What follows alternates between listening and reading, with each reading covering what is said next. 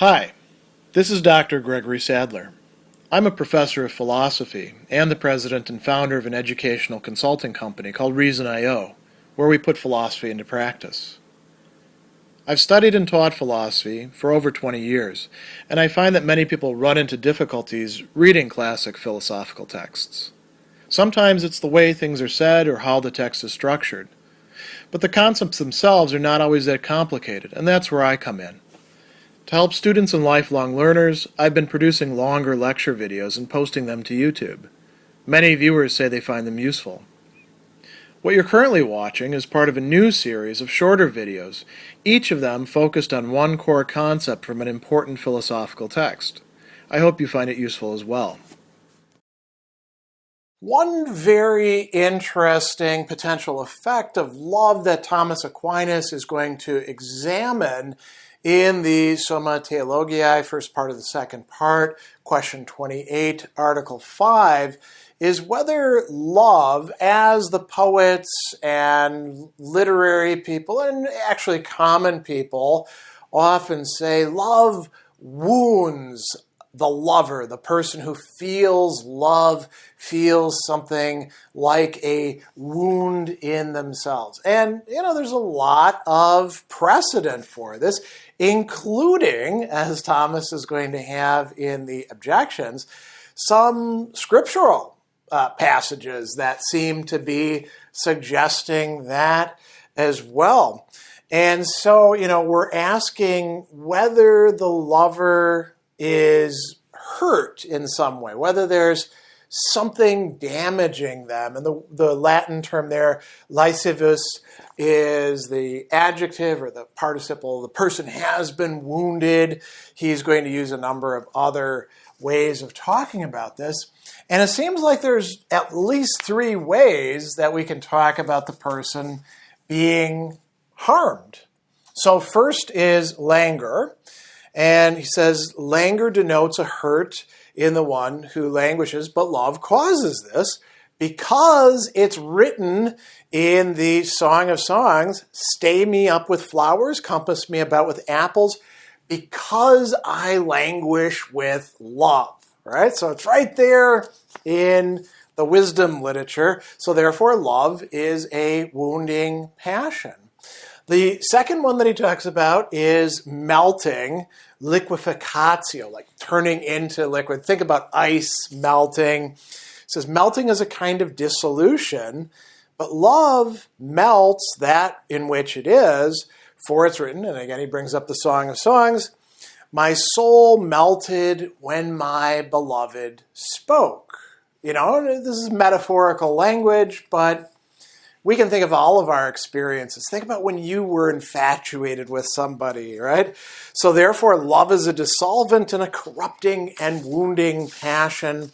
And then he brings up pseudo-Dionysus and says, fervor denotes a certain excess of heat, and that excess has a corruptive effect. Love causes fervor, right? Because Dionysus says, in reckoning the properties belonging to the seraphim, one of the orders of angels, love, it includes hot and piercing and most fervent. And then he goes back to the Song of Songs. It's said of love that its lamps are fire and flame. So again, it looks like love is a wounding and corruptive passion. But then he brings up pseudo-Dionysus again in the On the Contrary, and he says, everything loves itself with a love that holds it together, that is preserving it. So love is not a wounding passion, but one that preserves, conservatio, and perfects. It makes things better. It brings them to what they're supposed to be. So we got a genuine conflict here between 2 different perspectives, both of which seem to, at least for some of us, have some basis in not only other people's statements, but our own experience of what it's like to feel the passion of love. So Thomas is going to give us an explanation here, and he's going to make an important distinction, which I think we need to make right off the bat, because he only makes it about halfway through. So we can look at what is formal in love. It's translated sometimes as the formal element. Literally, it's what in love is formal, what in love is material. So if we're looking at the formal aspect, we could say, of love, what is it? It has to do with the appetitive power, the desirous power that we feel, the orienting power. That's where we feel our emotions. And he says that love denotes a certain adapting, a co-adaptio, of the appetitive power to some good, genuine good, or maybe an apparent good, but it perceives it as good. And he says nothing is hurt by being adapted to what is actually suitable to it. And the word there is conveniens, common Latin term. Suitable is a good translating. Fitting is a good translation as well. So something that's actually appropriate to that appetite. If it is adapting itself to that, it's actually perfected and bettered. It's going to be good for it. But if it's adapting itself to something that's unsuitable, it gets hurt, wounded, and worsened by that. So, think about when you're you're loving somebody who's not good for you. They're, as we say, toxic, right? If you get them, things are not actually going to go good for you. You're not going to be made a better person by being involved with them. Or we could even think about like addiction, right? The addict actually does love the thing they're addicted to, but it's not good for them. It'd be better for them not to feel that love for drugs or gambling or, wild and risky sexual behavior, whatever it is, getting into fights with people.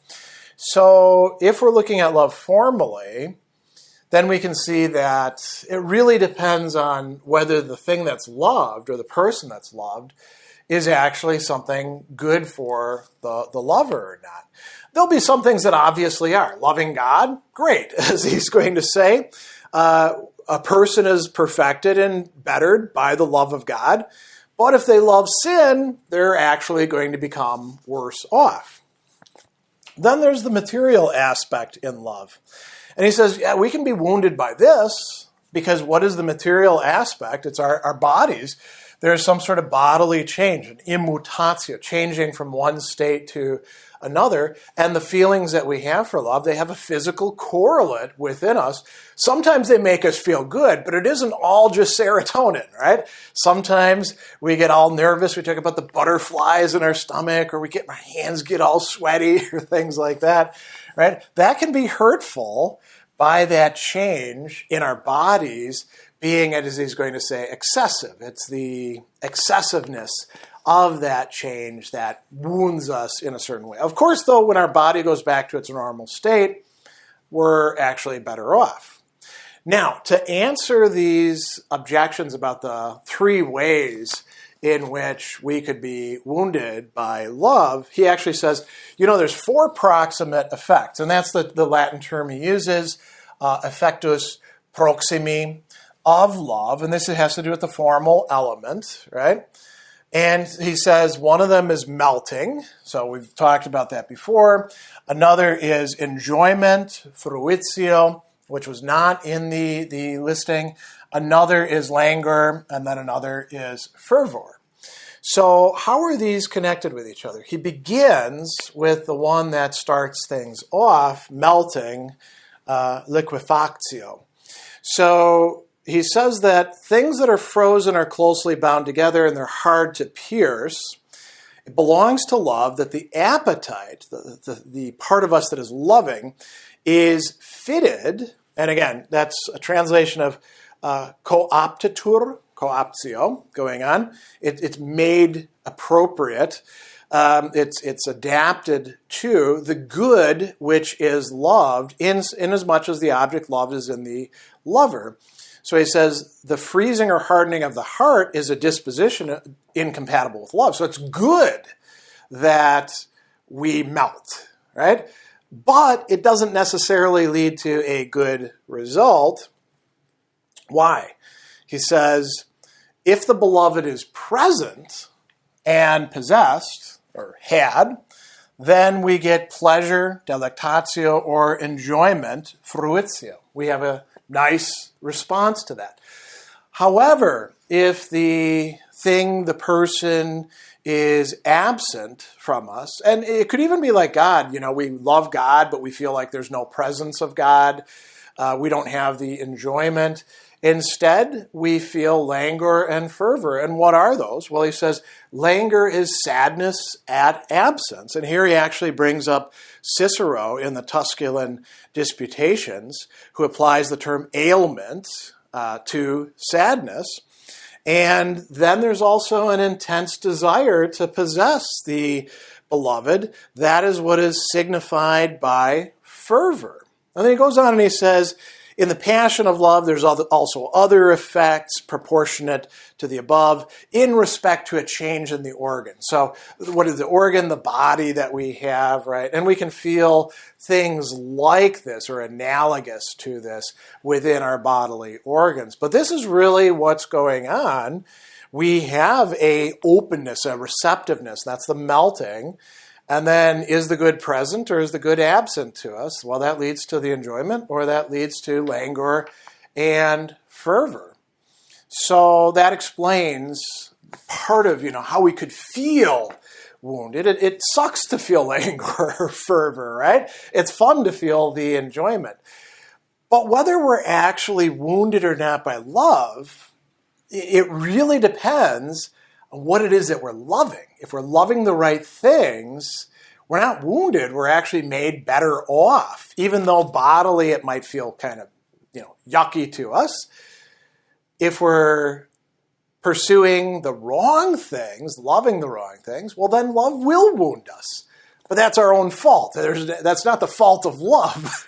Right? That's our own fault for not loving the right things and loving the wrong things instead. So we can say, yes, the lover can be wounded by love, and there's a number of different ways in which this takes place, but it really depends on who or what it is that you're loving.